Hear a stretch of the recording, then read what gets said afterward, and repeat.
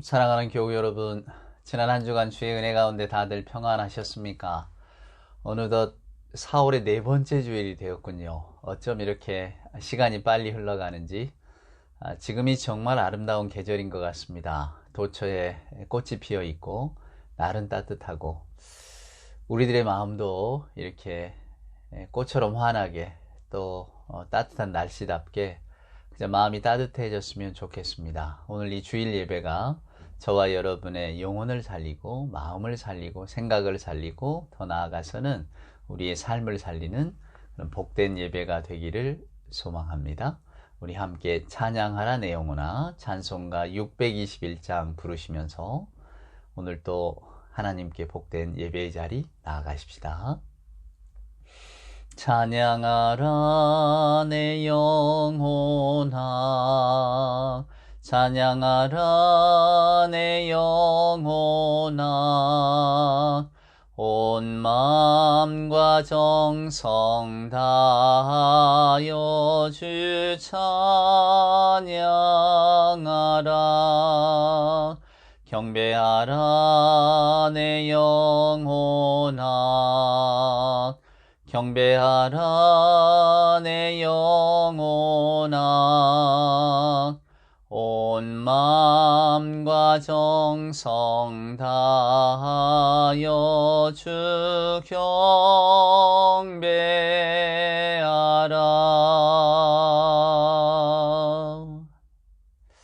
사도신경으로 우리들의 신앙을 함께 고백하겠습니다.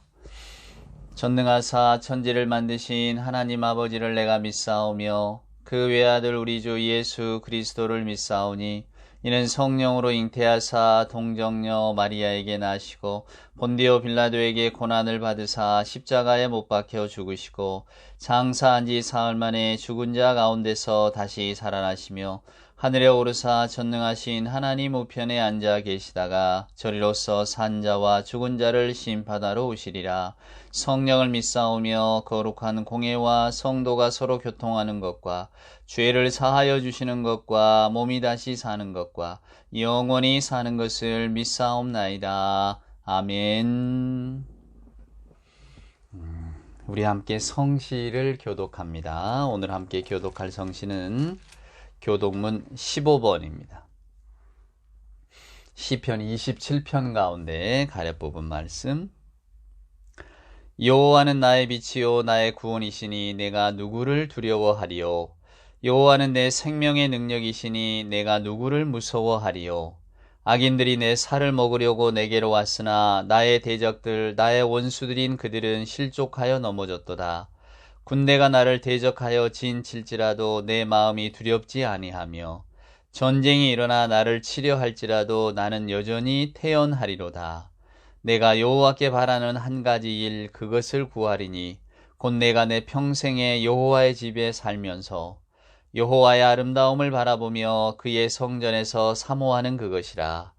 여호와께서 환난 날에 나를 그의 초막 속에 비밀히 지키시고 그의 장막 은밀한 곳에 나를 숨기시며 높은 바위 위에 두시리로다.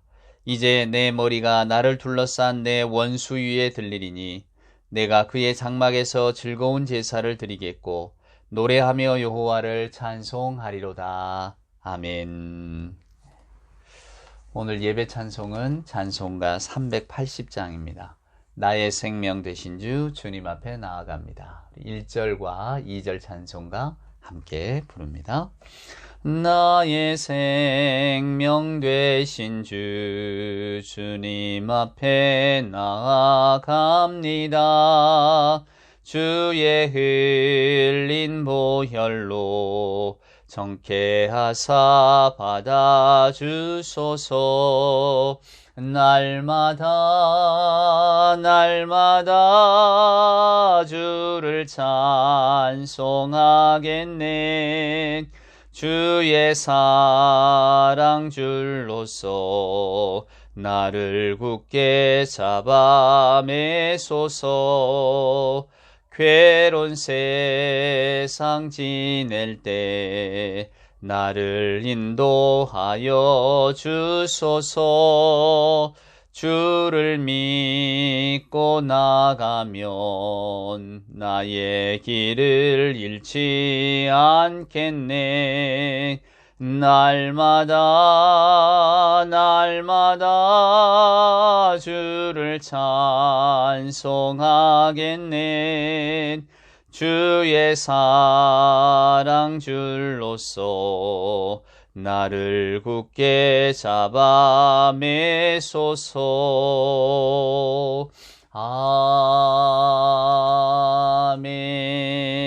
아멘. 우리 함께 기도하겠습니다. 사랑과 은총으로 함께 하시는 은혜의 하나님 감사합니다. 늘 변함없는 이 계절의 아름다운 순환을 통하여 창조하신 하나님 이 세계의 아름다움을 알게 하시고 저희들 이 하나님의 변함없는 질서 속에 살면서 슬퍼하는 이들과 함께 눈물 흘리며 기뻐하는 이들과 함께 기쁨을 나누고 우리에게 허락하신 생과 또 죽음마저도 사랑할 수 있는 믿음을 허락하시는 은혜를 감사를 드립니다. 오늘 이 아침 하나님께 예배하는 그 각 심령들마다 하나님 거룩하신 주의 성령이 자리하기를 소원합니다. 하나님의 말씀을 알면서도 분주한 일상 가운데 하나님을 잊어버린 채 또 말씀에 순종하지 못한 채 저희들의 삶의 궤적에 따라 하나님 우리에게 주어진 일상의 삶에만 충실하게 살았음을 고백합니다.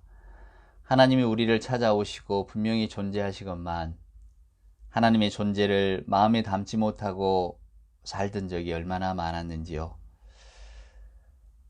하나님의 사랑을 받은 자로서 부드러운 말을 나누기보다 오히려 노여움과 가시돋친 말이 앞서고 하나님의 사랑은 받은 자로서 선하고 복된 행동보다는 이기심과 내 아집에 사로잡힌 행동들, 내 유익만을 구하는 일들이 또 얼마나 많았는지 이 거룩한 주일 아침 하나님 전에 나와 예배하며 고개를 숙이니 하나님 이러한 일들이 얼마나 어리석으며 또 작은 일이었는가를 생각합니다. 저희들의 용렬함을 아시오니 하나님 하나둘 다 사하여 주옵시고 저희가 이 시간을 통하여서 힘과 용기를 얻어 주의 말씀을 더 깊이 묵상하며 붙들고 살아갈 수 있는 삶을 하나님 살아갈 수 있도록 주여 인도하여 주시옵소서. 하나님 이 시각에도 우리 사랑하는 성도들 가운데 여러 가지 일로 고민하며 번민하고 고통받는 이들이 있습니다. 마음이 불편하여 혹은 육신이 불편하여 바라고 원하는 일들이 계획대로 되지 않아서 속상한 채 오늘 하나님 앞에 나와 고개 숙인 영혼들도 있사오매 주의 성령께서 어루만져 주시고 더 큰 하나님 나라의 진리 가운데 오늘 내게 일어나는 일들을 바라볼 줄 아는 그런 믿음의 눈이 생겨나게 하시옵소서. 한 사람의 신앙인으로서 하나님을 조금 더 가까이 모시고 살아갈 수 있는 하나님의 뜻을 한 번이라도 더 헤아리며 살아가는 우리가 되게 하여 주시옵소서. 그저 바라옵기는 저희들이 하나님의 말씀에 충실하게 살아 주님의 손발이 되고 주님의 도구가 되어 이 땅에 하나님의 정의와 사랑과 평화가 넘쳐나는 그런 역사가 일어날 수 있도록 만들고 싶은데 저희들은 저희들 앞에 놓여있는 이 생의 무게가 너무나 무거워서 이것 감당하기에도 그저 허덕이며 살아가는 인생이오매 주여 오늘 우리 모두를 불쌍히 여기시고 한 사람 한 사람 찾아오셔서 주의 성령의 힘으로 아버지 하나님의 말씀을 더욱 사모하며 주의 말씀을 따라 순종할 수 있는 그런 마음자리 신앙인이 될 수 있도록 하나님 도와주시옵소서. 어두운 후에 빛이 오고 바람 분 후에 잔잔하며 눈물 다음에 웃음이 있고 십자가 너머에 부활이 있다는 하나님 나라의 근본 진리를 더 깊이 깨닫는 하루, 그리하여 하나님께로 한 걸음 더 다가가면서 세상의 그 어떤 것으로도 아버지 하나님의 사랑에서 끊어낼 수 없다고 했던 사도 바울의 그 놀라운 선언을 또한 기억하면서 하나님 앞에 영과 진리로 예배하는 우리 모두가 되게 하여 주시옵소서. 오늘도 주님의 생명의 말씀 들려주실 때에 그 말씀이 우리 모두의 삶의 이정표가 되게 하시고 우리가 열심으로 주를 섬겨 더더욱 충성스러운 교회를 만들어갈 수 있도록 주님 도와 주시옵소서. 주께서 내내 동행하시며 축복하실 줄 믿사올 때에 우리 구주 예수님의 귀하신 이름으로 간절히 기도드리옵나이다. 아멘. 오늘 우리가 읽을 하나님의 말씀, 오늘은 창세기 48장을 한번 읽어볼까요? 창세기 48장 17절 말씀부터입니다. 요셉이 그 아버지가 오른손을 에브라임의 머리에 얹은 것을 보고 기뻐하지 아니하여 아버지의 손을 들어 에브라임의 머리에 서 므낫세의 머리로 옮기고자 하여 그의 아버지에게 이르되 아버지여 그리 마옵소서 이는 장자이니 오른손을 그의 머리에 얹으소서 하였으나 그의 아버지가 허락하지 아니하며 이르되 나도 한다 내 아들아 나도 한다. 그도 한 족속이 되며 그도 크게 되려니와 그의 아우가 그보다 큰 자가 되고 그의 자손이 여러 민족을 이루리라 하고 그날에 그들에게 축복하여 이르되 이스라엘이 너로 말미암아 축복하기를 하나님이 내게 에브라임 같고 므낫세 같게 하시리라 하며 에브라임을 므낫세보다 앞세웠더라. 아멘. 여러분 드디어 창세기의 마지막까지 왔습니다. 사람의 계획이란 참 의도대로 되는 것은 아니어서 이 창세기를 1장부터 마지막 50장까지 읽으려고 했던 애초의 계획은 없었는데요. 주일에 이 창세기를 한 장 한 장 읽다 보니까 이 창세기가 참 우리에게 주는 은혜와 의미가 크구나. 또 정말로 신앙의 시초를 여는 그런 책이 왜 창세기인가를 우리가 알 것 같구나 라는 생각이 제가 많이 들었습니다. 그래서 저는 원래 이제 주일에는 교회력을 따라서 설교를 해야 된다고 생각하는 편이었는데 공교롭게도 이번에는 창세기를 쭉 따라오느라고 교회력을 따라 설교를 하지를 못했네요. 근데 느낌에는 이렇게 성경을 계속해서 연이어서 읽어가는 것도 참 의미가 깊다 하는 생각이 들었습니다. 그래서 이제 다음 시간에는 다음 주부터는 또 이제 출애굽기를 한번 계속해서 읽어볼까 생각하고 있습니다만은 말씀드린 것처럼 사람의 계획이란 언제나 일관성이 없기 마련이니까 또 어찌할지 모르겠습니다. 교회력을 따라서 주의 말씀을 준비를 해야 될지. 자, 하여간 오늘 드디어 이렇게 창세기의 마지막 장에 왔습니다. 여러분은 이 창세기를 읽으시면서 어떤 느낌 또 어떤 신앙의 어떤 교훈들을 얻으셨는지, 여러분의 신앙생활에 많이 영적으로 유익이 되었는지 저는 잠옷 궁금해집니다만은 저에게는 하여간 크게 도움이 되었습니다. 창세기를 처음 시작할 때 제가 여러분께 말씀을 드렸죠. 성경은 또 우리가 가지고 있는 신앙은 사람이 하나님을 찾아가는 내용이 아니라 하나님께서 우리를 찾아오신 이야기라고. 그러니까 주인공이 하나님이시지 우리 인간이 아니란 말입니다. 우리는 늘 말로야 인생의 주인, 세상의 주인은 다 하나님이시지 이렇게 말을 하면서, 그러나 우리들의 인생도 또 신앙생활도 다 우리가 주인공이 돼서 하려고 하지 않습니까? 그래서 우리가 하나님을 찾아간 이야기고 우리가 뭔가 하나님 신앙을 이루는 이야기로 읽고자 하는 경우가 많았죠. 오늘 특별히 이 요셉 이야기도 마찬가지입니다. 제가 벌써 한 4번에 걸쳐서 요셉 이야기를 길게 드리는데, 요셉 이야기를 어쩌면 성경의 의도하고는 잘못 읽는 가장 잘못된 길은 요셉이 꿈을 꾸었다. 그래서 결국 성공했다. 그래서 우리도 하나님 안에서 꿈을 꾸자. 이렇게 가버린단 말이에요. 우리도 꿈을 꿉시다. 꿈꾸는 자가 됩시다. 그래서 뭔가 인생을 바꿔봅시다. 요셉처럼 좀 잘 나가는 인생을 한번 살아봅시다. 여러분, 성경이 어디 boys be ambitious 하듯이 선동하는 이야기입니까? 아닙니다. 주인공은 요셉이 아니에요. 그러니까 요셉이 감옥에 갔다가 출세하고 이런 것들을 성경이 지금 의미 있다고 전해주는 게 아닙니다. 요셉이 없었다면 어땠을까? 하나님은 다른 누군가를 통해서 또 하나님의 역사를 이루어 가셨을 것입니다. 왜? 하나님이 우리를 찾아오시는 거지 우리가 하나님을 찾아간 이야기가 아니니까요. 그러니까 오늘 이런 이야기들을 우리도 요셉처럼 꿈을 꿔서 성공하자 이렇게 읽어버리면 말로는 성경 말씀 하나님의 말씀이라고 해놓고 다 우리들의 이야기로 읽어버린다 그 말입니다. 우리가 뭔가를 이루어가는 그런 이야기로 그런 게 아닙니다. 예. 이 말씀은 하나님께서 이렇게 인간을 찾아오셔서 당신의 계획과 그리고 하나님의 섭리를 이렇게 이끌어 가신다고 하는 것들을 인간들이 찾아오신 하나님을 통해서 깨달아가며 아는 이야기입니다. 오늘 우리가 읽었던 창세기 48장 아마 많은 분들이 이 창세기를 읽어가면서 이 본문을 택하지는 않을 거예요. 더군다나 지금 이제 요셉의 마지막 장을 제가 다 정리를 한꺼번에 하려고 지금 생각 중인데 45장 이후로부터 지금까지 50장까지 이 5장의 내용이 한꺼번에 이렇게 정리가 되어지는 겁니다. 그런데 오늘 저는 이 장면이 굉장히 의미 있다고 봤어요. 자, 왜 그런가? 이제 모든 것이 백일하에 다 드러났잖아요. 자, 형들이 요셉을 팔아버리고 그리고 아버지에게는 죽었다고 속였습니다.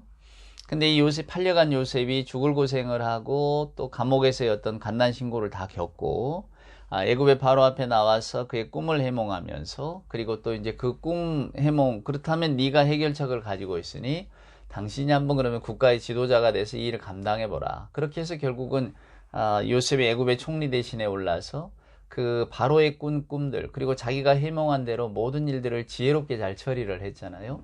그래서 그 애굽이라고 하는 나라가 안정이 되고 또 어찌됐건 간에 고대 근동의 사람들이 기근 때문에 죽거나 다치지 않고 다 살게 되었단 말입니다. 물론 훗날에 그것이 결국은 애굽이라고 하는 제국주의에 모두가 다 이제 뭐 땅도 뺏기고 결국은 인생의 주도권을 다 빼앗기는 이제 그런 식민 상태로 살아갈 수밖에 없었지만 말이죠. 우리가 역사를 꼭 우리들의 눈으로 성경의 이야기를 우리들의 눈으로만 살피면서 이게 원래 그러네 할 내용이 아니라고 제가 말씀을 드렸잖아요.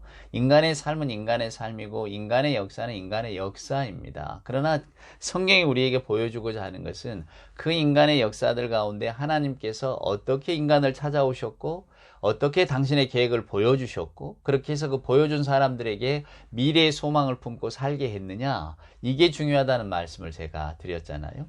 자, 요셉이 애굽의 총리 대신에 올라서 어찌됐건 애굽의 정책을 잘 펼친 덕분에 왕의 신임을 받았습니다. 그리고 이제는 자기 식구들 야곱과 자기 형제들, 아버지와 형제들을 이제 다시 고센이라고 하는 땅으로 모시고 오는 이제 그런 역사를 이루게 된 거죠. 그러니까 요셉의 개인에게 있어서나 요셉의 어떤 그 가정사에 있어서 또 야곱과 그와 더불어 아들들에게 있어서는 이보다 더 좋은 일은 없었던 거죠. 어찌됐건 간에 자기들이 죽이려고 했고 결국 죽이지를 못해서 팔아버린 그 동생 때문에 지금 다 목숨을 보존하게 됐잖아요.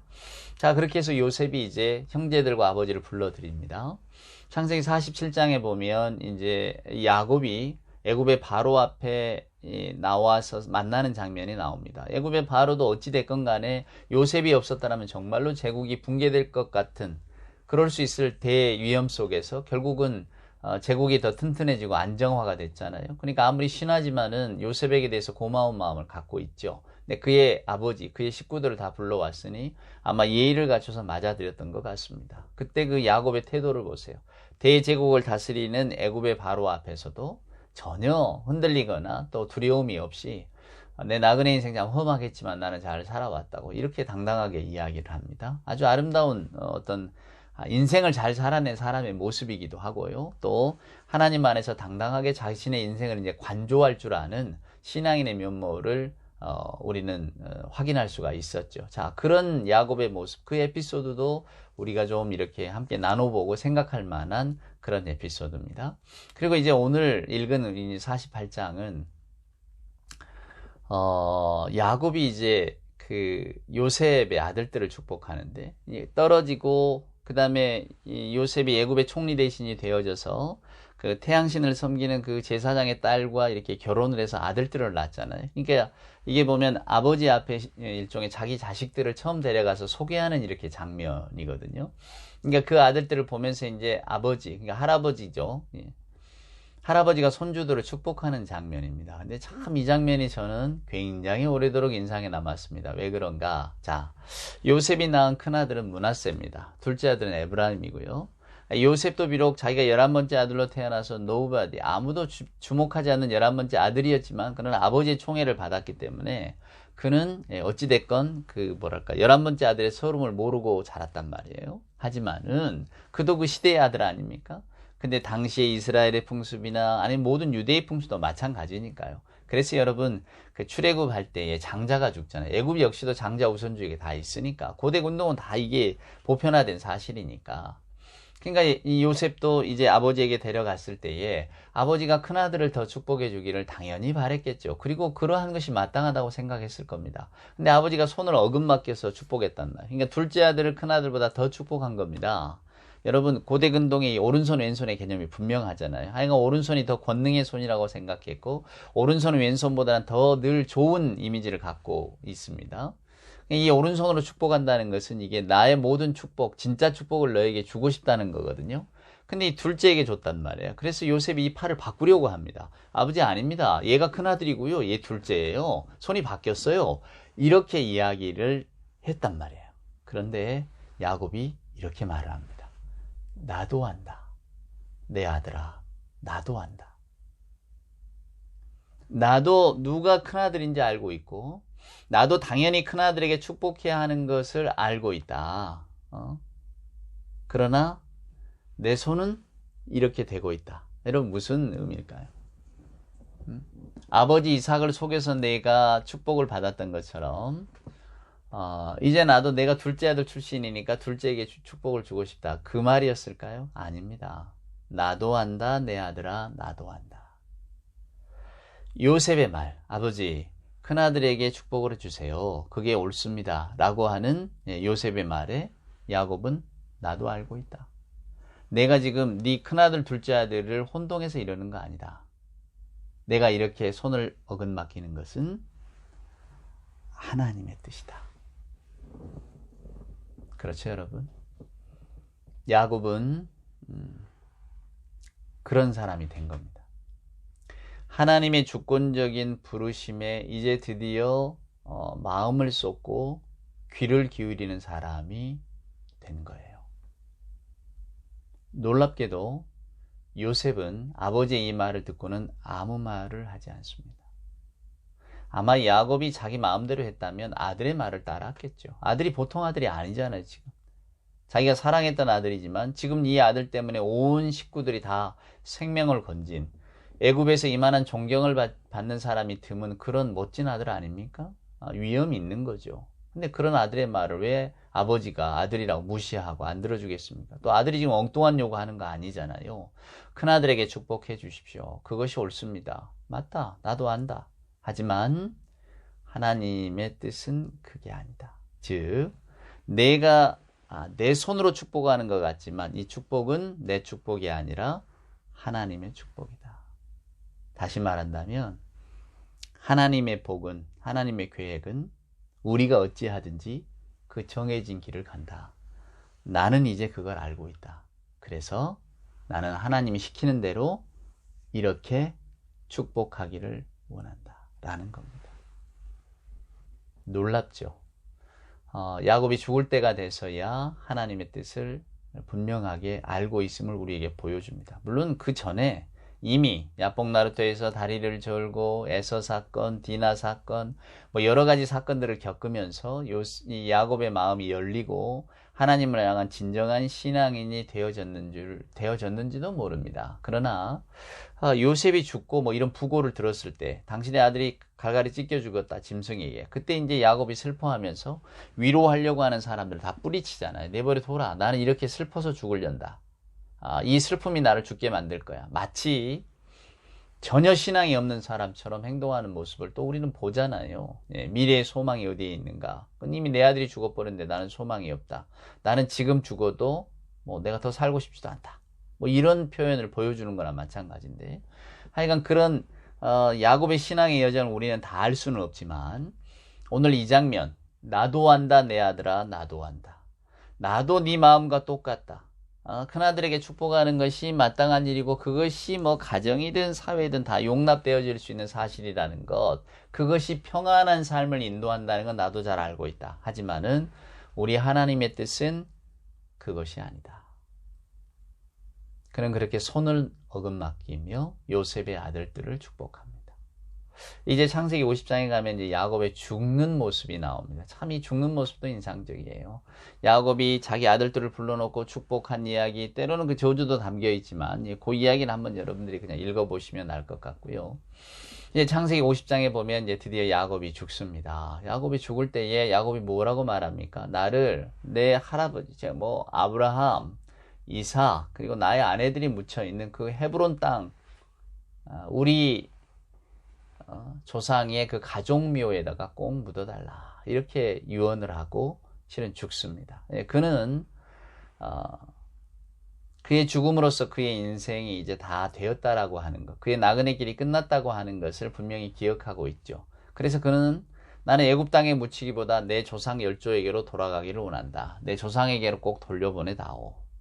나중에 요셉도 아버지 야곱의 뒤를 이어서 유언을 합니다. 유언이 그 창세기 50장 말미에 남겨져 있는데요. 내가 죽으면, 그리고 여러분들이 이제 다시 하나님이 불러주셔서 애굽 땅을 떠날 때에 여기 두지 말라. 내 해골이라도 꼭 데리고 나가달라. 이렇게 이야기합니다. 즉 야곱의 유언과 요셉의 유언을 이렇게 보면 야곱과 요셉은 애굽 땅에 자기들의 인생과 죽음을 맡기지를 않습니다. 무슨 이야기인가 하면 하나님 신앙을 가지고 있는 자들의 모습을 우리에게 분명히 보여주고 있는 거죠. 야곱이 죽었을 때 여러분, 애굽 사람들이 향을 바릅니다. 그 무슨 이야기냐면 미이라, 방부 처리했다는 거거든요. 그러니까 애굽 땅에서 살 때에 야곱은 많은 존경을 받았다고 성경은 말합니다. 물론 그 아들의 역할이 컸겠지만, 그래서 야곱도 어찌됐건 간에 존경받는 자로서의 죽음을 받고, 또 요셉이 바로에게 나가서 내 아버지를 헤브론 땅에다 좀 장사하고 싶다라고 했을 때에 바로가 허락을 해줍니다. 그래서 애굽의 어떤 그 큰 대신의 죽음처럼 아주 그냥 놀라운 정치가, 혹은 놀랍게도 존중받는 큰 고관대작이 죽는 것처럼 아주 장례식을 성대하게 치릅니다. 미이라 처리를 하고, 그러나 헤브론 땅에 가서 매장을 하는 거죠. 그러니까 분명히 애굽의 모든 풍습을 따랐지만, 그러나 그들의 마음과 생각은 하나님께로 돌아가야 된다는 것을 분명히 알고 있었다는 겁니다.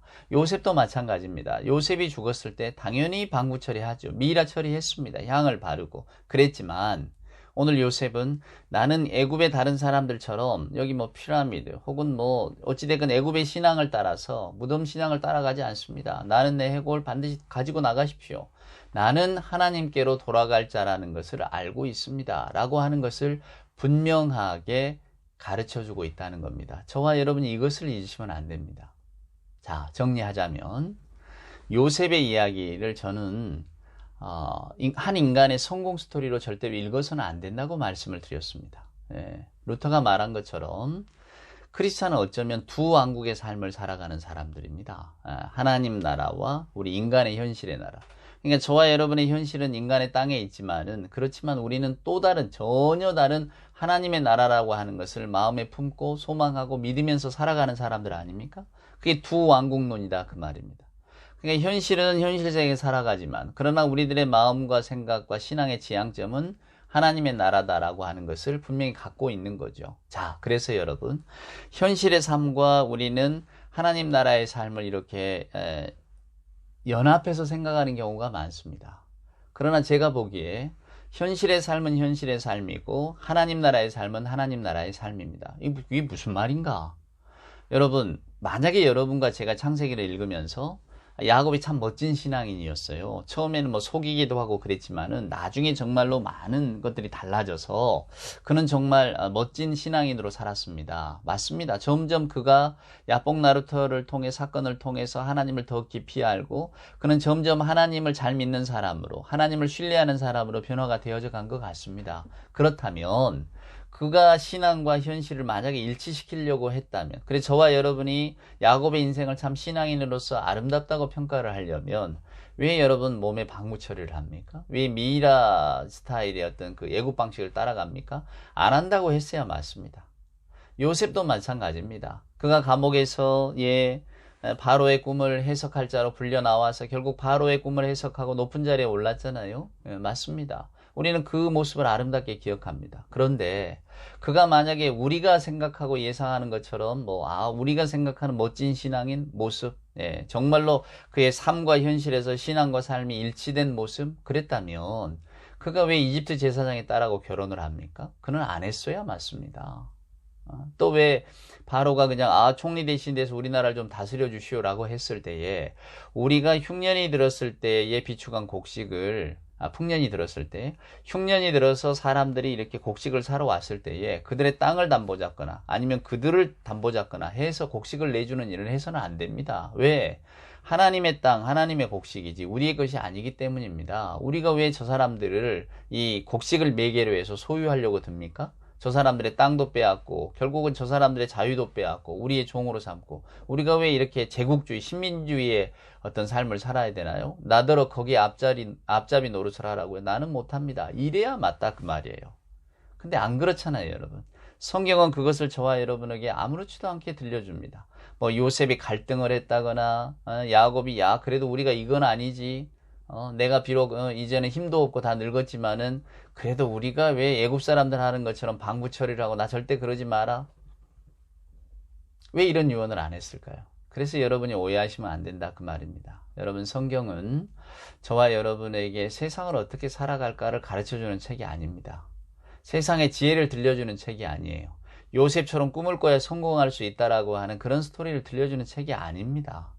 성경은 하나님께서 인간들을 어떻게 찾아오셨는가, 그들의 삶 가운데 어떻게 역사하셨는가. 그래서 우리가 볼 때에는 다 장사미사 평범한 인간들이란 말입니다. 그가 어떤 그 가지고 있는 어떤 재능을 가지고 조금 다른 사람보다 더 지혜로웠을 수도 있고 더 의지가 더 강했을 수도 있고 더 육체적인 어떤 그런 건강이 더 타고났을 수도 있죠. 강인한 육체를 가졌을 수도 있습니다. 그거는 지금 우리가 그저 이렇게 바라보는 어떤 사람의 예와 다르지 않습니다. 어느 누구는 명민한 사람이 있는가 하면 어느 누구는 강철 같은 체력을 가진 사람이 있잖아요. 그런 것처럼 야곱도 요셉도 각각 그에게 어떤 그 부여된 인간의 특성을 가지고 살아남았다 그 말입니다. 그러면서 자신들에게 주어진 삶을 그냥 살아냈을 뿐이에요. 그런데 놀라운 것은 그들의 삶에 하나님이 찾아오셔서 하나님의 역할들, 하나님이 기뻐하시고 하나님이 원하시는 구원 계획들 속에 그들을 도구로 사용하셨다 그 말입니다. 그들을 끌어오셔서 이스라엘 백성을 선택하신 것처럼 하나님이 선택하시고 그들을 통해서 하나님의 일들을 이루어 가신다 그 말입니다. 만약에 어떤 사람이 하나님이 택하셨고 하나님이 일을 맡겨주셨는데, 오늘처럼 요셉에게 일을 맡겨주셨는데 요셉이 그저 만약에 애굽 그 총리 대신이 되고 보니까 그냥 부귀영화, 사내 진미 다 있단 말이야. 난 이게 너무 좋다고 빠져 들어간다 해도 여러분, 그러면 하나님의 계획이 어긋나고 없어지는가? 그렇지 않습니다. 요셉 말고 다른 사람을 통해서 혹은 요셉에게 어떤 사건을 일으키셔서 또 하나님의 일들을 만들어 가셨을 겁니다. 그러니까 잠깐 정치하고 더딜 수도 있죠. 우리가 충성하고 하나님 저 흔들림 없이 가겠습니다 했을 때 하고 아니에요 하나님 난 이게 아닌 것 같아요 흔들리고 불순종한 어떤 이 종이 되고 막 그런 모습을 한다면 하나님의 시간이 조금씩 이렇게 늦어지게 되겠지만 그럼에도 불구하고 그 하나님의 계획은 변함없이 흘러간다는 것, 즉 하나님이 정해 놓으신 복은 그 갈 길을 간다는 것을 우리는 성경을 통해서 알 수 있다 그 말입니다. 그러니까 여러분, 아무리 내 마음속에 또 내가 가지고 있는 신앙이 그러한 생각으로 흘러간다 할지라도 그러한 생각이 뭡니까? 현실과 신앙을 일치시키려고 하는, 우리 이런 말 하잖아요. 야, 예수 믿는 사람이 그러면 안 되지. 그러면 안 되지요. 예수 믿는 사람이 여러분이 말하는 그러면 안 되지라는 속에는 비도덕적이거나 아니면 너무 탐욕스럽거나, 그렇죠 여러분? 하여간 뭔가 좀 법에는 어긋나지 않지만 인간의 도리로서는 조금 주저되는 일들을 하게 될 때에 우리가 그래도 믿는 사람이 그러면 안 되지 이런 말 하잖아요 여러분. 맞습니다. 믿는 사람이 그러면 안 되지라고 하는 것 속에는 당연히 그거는 기대가 있고 또 그러지 말아야지라고 하는 우리 마음속에 다짐이 있잖아요. 그럼에도 불구하고 어떤 한 행동을 보거나 삶을 통해서 그것을 가지고 그의 신앙을 판단하고 평가할 수 있는가? 그것은 아니라고 하는 겁니다. 그렇다면 여러분, 성경이 만약에 도덕 윤리를 강조하는 책이라면 꼭 하나님 이름, 주 예수 그리스도가 아니라도 도덕적으로, 윤리적으로 흠없이 살다 간 사람들 모두에게 다 하나님의 구원이 있다라고 하는 어떤 그런 말씀들을 전해 주어야 하잖아요. 근데 그걸 왜 퀘스천 마크로 남겨뒀을까? 오히려 분명하게 보여준 것은 나는 길이요 진리요 생명이니 누구든지 나로 말미암지 않고는 아버지께로 올 자가 없다 라고 하는 분명하신 예수님에서는 나로 말미암지 않고는 이런 말씀들을 우리에게 남겨주셨을까 여러분. 이걸 기억하셔야 됩니다. 자, 우리가 그래서 예수 없이 선한 삶을 살아서 나는 하나님께 인정받는 사람이 된다? 그럴 수는 없다는 거예요. 왜 그런가? 인간의 기본 출발은 언제나 자기 위주, 자기 중심, 자기를 채워가는 것, 자기 사랑이기 때문에 그러합니다. 오늘 야곱의 이야기, 요셉의 이야기를 통해서 우리가 신앙적으로 교훈을 얻는 것은 무엇이냐? 야곱과 요셉은 그들에게 주어진 삶을 그대로 받아들이면서 순응하면서 살았습니다. 그 안에서 어떻게든 이렇게 저렇게 해보려고 애를 썼죠. 그럼에도 불구하고 불현듯 훅 치고 들어오는 하나님의 어떤 그 개입과 간섭이 있었잖아요. 하나님께서 에서를 축복하셨으면 그만인데 왜 하필 야곱을 축복하셨을까? 오늘 야곱도 마찬가지입니다. 그가 그냥 므낫세에게 오른손을 얹어주면 되는데 왜 이걸 어긋맞게서 둘째인 에브라임에게 오른손을 얹어주었는가? 요셉이 깜짝 놀라서 아버지 바뀌었어요 라고 하는데도 나도 안다 내 아들아 이렇게 말씀했을까? 또 그 말을 듣고 요셉은 침묵으로 응대를 했을까? 가만히 있단 말이에요. 요셉이 나서서 막 아버지 손을 바꾸려고 하는 게 아니에요. 그래도 아버지 이건 아니에요. 이게 아니고 아버지의 나도 안다라고 하는 그 말을 듣는 순간에 아 이것은 우리가 감당할 수 있는 영역이 아니구나 라고 하는 것을 분명히 깨달았던 겁니다. 여러분. 성경은 하나님의 뜻이 또 하나님께서 어떻게 우리 인간들을 찾아오셨는가를 우리에게 들려주고 있기 때문에 그러나 그 말씀을 받은 사람들 즉 역사적인 삶의 자리에서 그 말씀을 받은 사람들이 있잖아요. 그리고 하나님의 뜻에 따라서 행동한 사람들이 있고 그렇게 해서 사람들의 어떤 역사, 사람들의 이야기가 성경에 들어있고 이렇게 그 사람들의 이야기를 우리에게 성경이 들려주고 있는 것이지 결코 주인공은 그 사람들이 아니라는 것을 우리가 기억하셔야만 하는 겁니다. 그렇다면 오늘 우리들의 삶에도 하나님께서는 우리 각각에게 각자의 삶을 주셨습니다. 우리가 요셉처럼 때로는 편애받는 삶을 살기도 하고 그러나 또 구덩이에 떨어지는 삶을 살기도 하잖아요. 오해받고 감옥에 가는 삶을 살기도 합니다. 근데 놀랍게도 성경은 요셉이 거기에서 불평하고 원망했다 이런 이야기를 하지 않습니다. 그러면 여러분 이 사람이 무슨 뭐 꼬다는 보리자루 같은 사람이었는가? 그렇지 않아요. 성경 읽어보세요. 요셉이 말입니다. 형님들과 만나고 대여섯 번을 웁니다. 성경이 그걸 다 기록해 놨어요. 심지어는 아주 그 울음소리가 밖에 나갈 정도로까지 웁니다. 무엇 때문에 그랬을까요, 여러분? 요셉은 알고 있잖아요, 일단. 형님들을 알고 있잖아요. 철천지 원수들이잖아요. 자기의 청춘을 다 빼앗아 가버린 사람들 아닙니까? 가만히 있었더라면 아버지 집에서 편안하게 인정받으며 사랑받으며 살았을 텐데 저 형들이 나를 미워하고 나를 죽이려고 해서 심지어는 죽이려고 했잖아요. 죽이려고 하다가 결국 빠뜨리고 또 그것도 모자라서 노예로 팔아버렸던 원수도 그런 원수들이 없죠. 근데 그 원수들이 앞에 나와 있습니다. 자, 인간의 가장 근본적인 마음은 복수입니다. 뻐기는 거예요. 형님들, 내가 그때 팔았던 요셉이요. 아마 말려 죽이려고 생각했다면 말려 죽일 수도 있었을 것입니다. 얼마나 두려웠겠어요, 여러분. 여러분이 형제라면. 동생을 팔아버리고 노예로 팔아버리고 거의 죽은 목숨 취급을 했는데 지금은 그 동생이 자라서 우리들의 생명줄을 쥐고 있다니 얼마나 등골 서늘한 일입니까? 근데 성경은 요셉이 다 용서를 합니다. 나중에 아버지 야곱도 죽기 전에 너 형들 용서해라 이렇게 이야기를 합니다. 유언을 남겨요. 그때 요셉이 말합니다. 아버지 그런 말씀하세요. 나 이미 다 용서했어요. 내 용서의 근원은 내가 아니라 하나님이 하신 일인 줄 알았기 때문에 내가 다 용서를 하게 됐습니다. 용서는 어렵지만 하나님이 하시는 일이라 저도 거기에 순종했을 뿐입니다. 이렇게 가고 있는 거예요. 요셉의 삶이란 그렇습니다. 미워하고 분노하고 복수하고 싶죠. 근데 하나님께서 내가 내 식대로 하겠다라고 이야기를 하니까 요셉이 그냥 순종했을 뿐이다 그 말입니다. 근데 그 마음 때문에 자꾸 울었는지 우리는 알 수는 없죠. 요셉이 심약한 사람이고 뭐 갱년기를 겪는 사람이라 작은 일에도 눈물을 흘린다 그건 아니었을 겁니다. 오랜만에 만난 형제들 때문에 너무 감격해서 그냥 눈물이 주체할 수가 없었다 그건 아니었을 거라고. 왜냐하면 창세기 41장부터 쭉 읽어보면 요셉이 얼마나 냉정하고 냉철한 정책 집행자인지 모릅니다. 탁월한 정치 지도자예요. 아주 매섭고 분명하게 그에게 맡겨진 일을 합니다. 이게 요셉이 심약하거나 정에 휘둘리거나 그런 사람이 아니었어요. 근데 그럼에도 불구하고 그는 큰 통곡 후에 형제들을 다 용서합니다. 그리고 그가 말합니다. 내가 한 게 아니라고. 하나님의 계획이었다. 하나님께서 나를 당신들보다 앞서서 이 땅에 보낸 건 우리 모두를 다 살리시려고 한 거라고. 내가 알았겠느냐? 여러분이 알았겠느냐? 우린 다 몰랐다고. 근데 이제는 알 것 같다고. 그러니 여러분들이 내가 여러분에게 복수할까봐, 해코지할까봐 두려워할 필요도 없다고. 이걸 여러분 계획 아래 있었거나 내가 의도했다면 뭔가 책임을 질 사람이 있지만 이건 다 하나님이 하시는 일이라고. 책임은 하나님이 지시는 거라고. 근데 우리가 거기에 대해서 뭐라고 말할 수 있겠느냐고. 우리는 그저 하나님이 찾아오셔서 활동케 하신 우리들은 하나님의 도구였을 뿐이라고. 그러니 형님들 너무 그러지 마세요. 우리가 하나님을 몰랐다면 내가 형님들에게 복수할 수도 있고 서운한 마음 털어놓을 수도 있지만 형님들도 그것이 하나님의 계획 속에 있는 걸 어찌하겠습니까? 아마 요셉도 아버지 야곱처럼 이렇게 말하고 싶었을 겁니다. 형님들 나도 압니다. 나도 압니다. 이제 알게 됐어요. 저와 여러분도 야곱처럼 나도 안다 내 아들아 우리가 이렇게 말할 수 있는 순간이 꼭 왔으면 좋겠습니다. 우리가 인생의 어느 시기를 이렇게 지난 다음에 하나님의 일들을 이렇게 알고 보니까 그래 나도 안다 나도 안다. 이제 내가 알게 되었구나.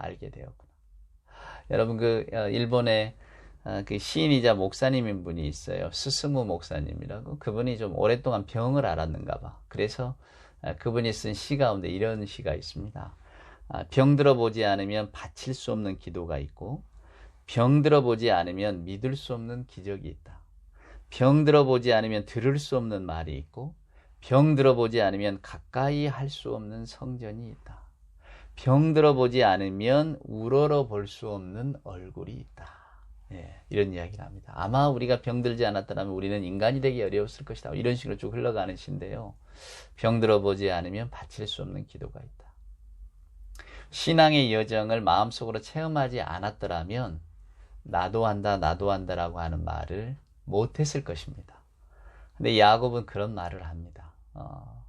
너의 어떤 그 현실이잖아요. 큰아들에게 축복하는 거. 이게 마땅한 현실의 법도지만 안다. 하지만 이걸 뛰어넘는 하나님의 일들이 있다는 것을 나는 알고 있다. 그러니 우리는 그 하나님의 뜻에 그 뜻을 알았다면 순종할 뿐이다. 이것이 야곱의 어쩌면 요셉의 아들들에게 준 축복의 의미인 것 같고 창세기 전체의 결론인 것 같습니다. 우리는 아브라함, 이삭, 야곱, 요셉을 통해서 쭉 흘러온 신앙의 이야기를 읽었습니다. 하나님이 인간을 찾아오시는 이야기예요. 그리고 하나님께서 당신의 구원 역사를 풀어가시는 지금 방식입니다. 그 방식 속에 지금 사람들은 놓여 있어요. 그래서 창세기가 끝나고 출애굽기는 이제 수백 년의 세월이 흐른 다음에 여러분 애굽 땅에 정착했던 이스라엘 사람들이 어떤 삶을 살게 되었는가를 보여주는 겁니다. 그들이 볼 때는 고센 땅이라고 하는 아름다운 땅 같았지만 아버지 야곱과 이 요셉의 신앙과는 달리 그들은 거기에서 정착하며 그저 그 생을 살아내는 삶을 선택을 했습니다. 결국은 뭡니까? 그들의 노예화입니다. 야곱과 요셉이 가졌던 하나님께 소망을 두는 삶이 아니라 애굽이라고 하는 나라에 소망을 두었던 삶의 종국은 그리 되었습니다. 오늘날 우리들은 어떻습니까? 분명히 말씀드렸습니다. 우리가 살아가는 현실의 삶과 하나님의 세계는 분명히 다릅니다. 하나님의 세계대로 하나님의 방식대로 만약 이 땅에 살 것 같으면 사업하는 것, 경쟁하는 것 이게 다 맞지 않아요. 우리가 하나님의 마음, 하나님의 어떤 그 가르침에 따라서 100m 달리기를 한다면 1등은 무조건 양보해야 되고요. 결승선 가다가 누가 넘어지면 내가 그냥 휙 가서 1등 할 게 아니라 그냥 이렇게 세워줘야 맞습니다. 그러니 무슨 경쟁이 되고 뭐 달리기가 되겠습니까? 기업을 어떻게 할 수가 있겠어요? 사업이라는 게 이윤을 내기 위한 것 아닙니까? 근데 하나님의 나라가 이윤을 내기 위한 나라입니까? 아닌 거죠. 이게 사업은 사업이고 하나님의 나라는 하나님의 일입니다. 나라입니다. 이걸 혼동하시면 안 돼요. 우리는 단지 우리들에게 주어진 현실의 일을 걸어갑니다. 만약에 내가 가게를 하고 사업을 하고 뭔가를 한다면 최대 이윤을 내기 위해서 애를 쓰죠. 하지만은 저와 여러분이 하나님의 나라를 마음에 품고 살아가는 사람이라는 사실, 그 믿음을 갖고 있다는 사실, 우리가 결국 묻힐 곳은 애굽이 아니라 하나님의 나라라고 하는 것을 기억하며 살아가는 것, 이거는 분명히 다른 거죠. 그런 삶을 사는 겁니다. 그것이 예수 믿는 의미고요. 우리를 찾아오신 하나님의 부르심에 응답하는 길이기도 합니다. 여러분, 오늘 이 말씀을 깊이 생각하십시오. 제가 마치 창세기의 마지막을 좀 급하게 끝낸 것 같은 느낌이 저도 들긴 합니다. 하지만은 뭐 길게 끌어봐야 그 이야기, 오늘 제가 여러분에게 들려드릴 이야기의 그 내용의 전부입니다. 한 번 더 들어보시고 생각하십시오. 요셉의 삶을 생각하시고 야곱의 삶을 생각하시고, 야곱이 왜 나도 안다 나도 안다라고 했을까?